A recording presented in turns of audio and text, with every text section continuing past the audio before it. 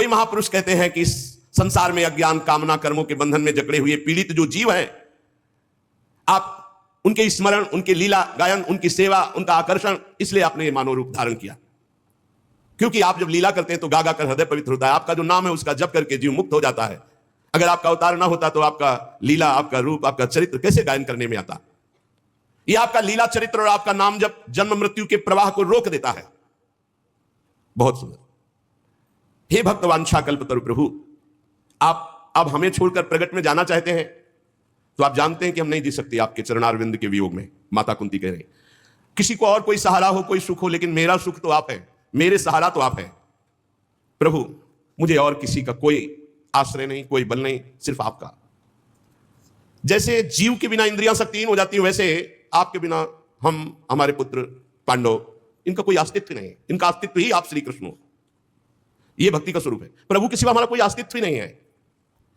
हे श्री कृष्ण, आपके विलक्षण श्री चरणों में चरण चिन्ह है और यह भूमि आपके चरण चिन्हों से युक्त हुई। जब आप चले जाओगे ना तो शोभा विहीन भूमि हो जाएगी। प्रभु, आपकी दृष्टि का प्रभाव है कि विश्व का सारा सुख और समृद्धि इस समय यहां खेल रही, क्योंकि आप विश्वात्मा विराजमान हो। यहां वन, पर्वत, नदी, समुद्र, लता, वृक्ष, फसल सब उमड़ी घूम रही। क्यों? आप विराजमान हो। प्रभु, मैं आपकी कृपा और आपके दर्शन के बिना जीवित नहीं रह सकती, चाहे आप इसे स्नेह की फांसी समझे या प्रेम समझे।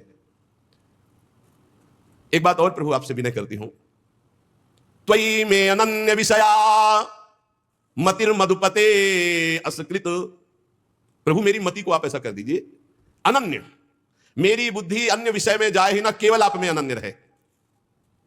रति मुद्वहता दद्धा गंगे वौघ मुदन्वती, जैसे गंगा की धारा अखंड जा रही समुद्र में, ऐसे ही मेरी मति का प्रवाह केवल श्री कृष्ण नाम रूप लीला धाम और कहीं ना जाए, बस आप ये कृपा कर दो। जैसे गंगा की अखंड धारा समुद्र में गिर रही, ऐसे हे श्री कृष्ण मेरी मति केवल आपके चरणों में। हे श्री कृष्ण, हे अर्जुन सखा, हे यदुवंश शिरोमणे, आपने वो कार्य कर दिया है जिसके लिए आपका अवतार हुआ है। ये राजवेशधारी दैत्य असुर स्वभाव वालों का आपने अग्निस्वरूप होकर विनाश कर दिया। गोविंद, आप चराचर के गुरु हैं, बस मेरी मति आप में लगी रहे। आपको नमस्कार करती हुए ऐसी कृपा करो। भगवान तब तक शांत भाव से खड़े जब तक माता कुंती जी ने विनय की। सूत जी महाराज कहते, इस प्रकार कुंती ने बड़े मधुर शब्दों में भगवान की अधिकांश लीलाओं का वर्णन करते हुए स्तुति की। भगवान मंद मंद मुस्कुरा रहे हैं। बड़ी अद्भुत शोभा होती है जब भगवान मंद मंद मुस्कुराते हुए अपने जन पर कृपा करते हैं। भगवान ने कुंती जी से कहा, अच्छा ठीक है, कुछ समय के लिए द्वारिका जाना स्थगित करते हैं और पुनः लौट आए। फिर सुभद्रा आदि देवियों से मिलकर के महाराज युधिष्ठिर के समीप, युधिष्ठिर जी को देखा भी वो शोकमग्न है। भगवान अंतर्बात जानने वाले भगवान श्री कृष्ण द्वैपायन व्यास जी से कहा, इनको समझाओ, ये क्यों शोकमग्न है युधिष्ठिर जी। भगवान व्यासदेव जी ने समझाया और ऋषियों ने समझाया, भगवान श्री कृष्ण ने भी समझाने की कोशिश की, पर युधिष्ठिर को समझ में नहीं आया। भला भगवान समझाना चाहे, भगवान व्यासदेव जी समझाना चाहे, समझ में ना आए। क्यों? क्योंकि भगवान कुछ और करना चाहते हैं, इसीलिए समझ में नहीं आ रहा। बार बार युधिष्ठिर जी कह रहे हैं, मैं कितना ज्ञानी हूं, सियार कुत्तों के हार इस शरीर पर आत्मभाव करके मैंने कितना बड़ा विनाश करवा दिया। 18 छोड़ी सेना महाभारत में, 11 कौरव पक्ष में और 7 पांडव पक्ष में। मुझे संतोष नहीं हो रहा आप सबके समझाने पर। भगवान मुस्कुराए और कहा, चलो रथ तैयार करो। कहां ले जा रहे हैं? भीष्म पितामह जी के पास, क्योंकि ज्ञान समुद्रस्थ होने जा रहा है। इसीलिए महाराज युधिष्ठिर को असंतोष, जैसे गीता को प्रकट करने के लिए अर्जुन जी के हृदय में कार्पण्य प्रकट किया, मूढ़ता प्रकट की, शरीर कांप रहा है और कहा, कार्पण्य दोषो प्रहत स्वभाव। वो कह रहे मैं अपने स्वभाव से उलट रहा हूं। क्यों? क्योंकि गीता अमृत प्रकट होना। ऐसे ही भीष्म जी के मुख से समस्त ज्ञान समुद्र को भगवान निकलवाना चाहते, इसलिए युधिष्ठिर को संतोष नहीं हुआ भगवान के भी समझाने पर और श्री कृष्ण द्वैपायन व्यासदेव जी के भी समझाने पर। कहा, अच्छा चलो रथ तैयार करो। कहां के लिए प्रभु आज्ञा है? ले चलो, हमारे साथ चलो। और जहां सरसैया पर भीष्म पितामह पड़े हुए थे, स्वर्ण जटित रथों पर अच्छे अच्छे घोड़े जुते, आगे आगे भगवान श्री कृष्णचंद्र जी, फिर युधिष्ठिर जी, ऐसे सबका रथ क्रम आए। वहां जाके देखा तो मानो स्वयं सूर्य तेजो में बाणों की सैया पर पड़े हुए, ऐसे भीष्म पितामह बाणों की सैया पर। सब जाकर के चरणों में प्रणाम किया। वहां पहले से ही बहुत से देवर्षि, राजऋषि, ब्रह्म ऋषि, पर्वत, नारद, धौम्य, भगवान व्यासदेव, बृहदस्व, भरद्वाज, शिष्यों के सहित भगवान परशुराम, वशिष्ठ, इंद्र, प्रमद, त्रित, गृत्समद, असित, कक्षीवान, गौतम ऋषि, अत्रि, विश्वामित्र जी, सुदर्शन, भगवान सुखदेव जी और भी बड़े बड़े दिव्य महात्मा, कश्यप, अंगिरा, बृहस्पति, बड़े बड़े सब। क्यों? क्योंकि भीष्म पितामह ज्ञान समुद्र है। अब ज्ञान का सूर्य मानो अस्ताचल को जा रहा है। संपूर्ण ज्ञान भीष्म पितामह जी को, धर्म का, देश का, काल का विभाग, सब कुछ ज्ञान। सब ऋषियों आसपास मंडलाकार बैठे हैं। भगवान श्री कृष्णचंद्र जो समीप पहुंचे, आंख खोल के भीष्म जी ने देखा तो बाहर भी भावना से पूजन किया और अंदर भी हृदय में जो विराजमान प्रभु श्री कृष्ण है पूजा की, बाहर और भीतर दोनों जगह। सब पास बैठ गए। भीष्म पितामह जी की दृष्टि केवल श्री कृष्ण पर है और आंखों से आंसू बह रहे भीष्म पितामह जी के। फिर युधिष्ठिर को नजदीक बुलाया और हाथ इशारे, तुम्हें बहुत कष्ट हुआ क्योंकि अन्याय का उस समय बोलबाला था। तुम लोग साधु सेवी, भगवत सेवी, तुमको इतना कष्ट नहीं होना चाहिए। तुम बचपन से दुख भोग रहे हो पांडव। अतिरथी पांडु की मृत्यु के समय तुम्हारी अवस्था बिल्कुल छोटी थी, तब से आज तक तुम्हें कष्ट ही कष्ट झेलना पड़ा। देखो ये ध्यान रखना, जैसे बादल वायु के वश में रहते हैं, ऐसे लोकपालों सहित संपूर्ण जगत इन श्री कृष्ण के अधीन है। ये काल के भी काल है। तुम लोग दुखी मत होना, ये इन्हीं की मंगलमयी लीलाएं हैं।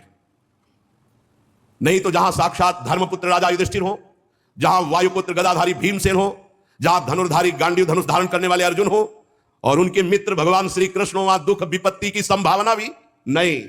ये केवल इनकी लीला है, श्री कृष्ण की लीला है। युधिष्ठिर, तुम इन कालों के भी महाकाल श्री कृष्ण को नहीं जानते हो, कब ये क्या करना चाहते हैं कोई भी नहीं जानता। बड़े बड़े ज्ञानी भी नहीं जानते।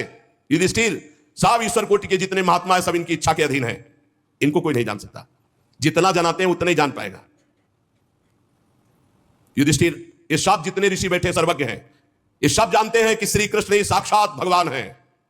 इन्हीं के अंश से आदि पुरुष भगवान नारायण और जितने अवतार होते हैं इन्हीं के अंश से हैं। ये अपनी माया से अपने को छिपाकर मनुष्य लोक में ऐसी लीला कर रहे हैं जिससे इनके प्रभाव को कोई पूर्ण ये न जान पावे कि सच्चिदानंद भगवान है। मैं अंतिम समय गूढ़राज से बोल रहा हूं कि साक्षात भगवान। बोलते ना अंतिम समय तो झूठे कोई बोलता नहीं। भीष्म पितामह तो सत्य प्रतीक है, फिर भी कह रहे हैं मैं अंतिम समय बोल रहा हूं। ये साक्षात भगवान, समस्त अवतारों के अवतारी। युधिष्ठिर, ये भगवान शंकर, देवर्षि नारद, भगवान कपिल, ये सब सर्वज्ञ महात्मा है। जो मैं बोल रहा हूं उसको जान रहे हैं। जिसे तुम अपना मेरा भाई समझ रहे हो, प्रिय मित्र समझ रहे हो, हितैषी समझ रहे हो, तुमने प्रेम बस जिनको अपना मंत्री बनाया, दूत बनाया, सारथी बनाया और संकोच नहीं किया, तुम जानते हो ये कौन है? ये स्वयं परब्रह्म परमात्मा है। ये सर्वात्मा समदर्शी अद्वितीय अहंकार रहित निष्पाप परमात्मा, ये तुम्हारे प्रेम विवश होकर ऊंचे से ऊंचे, नीचे से नीचे हर कार्य करने में कभी संकोच नहीं किया। युधिष्ठिर, ये समतत्व है, फिर भी देखो तुम्हारी भक्ति के वश होकर पक्षपात किए। यही कारण है, यही कारण है इनकी करुणा का। क्या भक्ति का पक्षपात कि जब मैं अब अपने प्राण त्यागने जा रहा हूं तो स्वयं साक्षात चलकर हमारे सामने उपस्थित हुए। ये उपदेश दिलाने नहीं, ये हमारा अंतिम बनाने आए हैं। भगवत परायण योगी पुरुष भक्ति भाव से इनमें अपना मन लगाकर और वाणी से इनका नाम कीर्तन करके जब शरीर त्यागता है तो कामना और कर्म बंधन से छूटकर जीवन मुक्त वो भगवत धाम जाता है। देव देवेश कैसे प्रसन्न लग रहे हैं, कैसा हास्य प्रकट हो रहा है। देखो ना, रक्त कमल के समान अरुण नेत्र कैसे उल्लसित है, कैसा श्रीमुख। और ये तब जब मैं शरीर त्यागने जा रहा हूं। युधिष्ठिर, उनकी बात सुनकर सरसैया पर सोए हुए भीष्म पितामह से बहुत से ऋषियों के सामने नाना प्रकार के धर्मों के संबंध में अनेकों प्रश्न पूछे गए। तत्ववेत्ता भीष्म पितामह ने वर्ण आश्रम के अनुसार पुरुष के स्वाभाविक धर्म, वैराग्य, राग के कारण और विभिन्न रूप से बतलाए हुए निवृत्ति प्रवृत्ति रूप द्विविध धर्म, दान धर्म, राजधर्म, मोक्ष धर्म, स्त्री धर्म, भागवत धर्म, सबका जो जो प्रश्न किया गया सबका भीष्म पितामह जी ने उत्तर दिया। भीष्म पितामह जी से शांत होते चले जा रहे हैं। फिर भगवान श्री कृष्ण में दृष्टि लगाई, प्रश्न उत्तर बंद। देखा पीतांबर फहरा रहा है, नील मेघ की कांति गंभीर मुद्रा में भगवान श्री कृष्ण खड़े हैं। भीष्म जी की एकटाक आंख श्री भगवान पे। क्या सुंदर मृत्यु का, अब भीष्म जी है, क्या सुंदर। आसपास सब भगवत स्वरूप महात्मा, सामने भगवान श्री कृष्ण।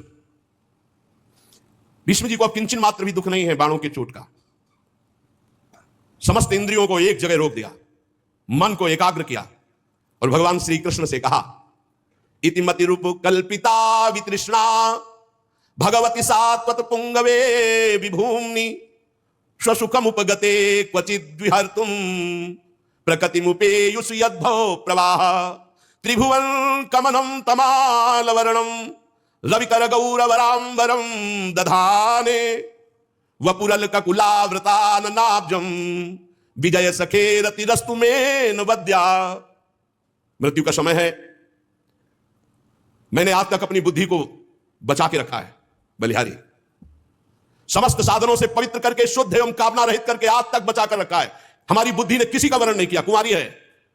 हे श्री कृष्ण, आज इस बुद्धि का वर्ण करो आप, अंतिम समय है, आज तक बचा के रखा है, निष्कलंक है, परम पवित्र है, कामना रहित है, समस्त साधनों से पवित्र की हुई बुद्धि आज मैं आपको समर्पित करता हूं, स्वीकार करो। कुंवारी है बुद्धि, वर्ण कर लो आप। जो सदा सर्वदा आनंद स्वरूप में स्थित रहते हैं, अपने ही स्वरूप में रमण करते हैं, लीला करने की इच्छा से प्रकृति को स्वीकार करते हैं, यह सृष्टि परंपरा जिनके ही इच्छा से चल रही, जिनका शरीर त्रिभुवन सुंदर श्याम तमाल के समान श्यामला, जिस पर सूर्य रश्मियों के समान श्रेष्ठ पीतांबर लहरा रहा, कमल सदस्य नेत्र, कमल सदस्य मुख, घुंघराली अलकावली, मुस्कुरा रहे। हे अर्जुन सखा, हे श्री कृष्ण, मेरी निष्कपट प्रीति आप में हो। मुझे याद है उस झांकी आपकी, जिस समय मैंने प्रण किया था कि शांतनु पुत्र गंगा पुत्र भीष्म नहीं कहूंगा, यदि आपको युद्ध में अपना प्रण छोड़कर अगर अस्त्र लेकर न दौड़ा दूं तो गंगा पुत्र नहीं कहूंगा। तो आपने अपना प्रण तोड़ दिया और मेरी बात रखी। बड़ी विलक्षण झांकी, मुख पर घुंघराली हल्के, घोड़ों की टाप से उड़ी हुई धूल, पसीने की छोटी छोटी बूंदें, मुझे याद है वो झांकी।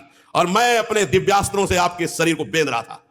ये पूजा आपके कवच को छिन्न भिन्न कर दिया, पर उस समय भी मेरा मन, मेरा प्राण, मेरा शरीर, मेरा अंतःकरण, मेरी आत्मा आपको समर्पित थी। अर्जुन सखे, आपने पार्थ के लिए सब सैनिकों की आयु छीन ली, विपक्ष की। मेरी परम प्रीति है आपने, आज खोल के बोल रहे, मेरी परम। उस समय भी मैं, जिस समय आपको बाण मार रहा था, मेरा जीवन, मेरा प्राण, मेरा आत्मा, मेरा सर्वस्व आप थे, खेल था। अर्जुन जब अपने मुझ जनों को देख करके मोहित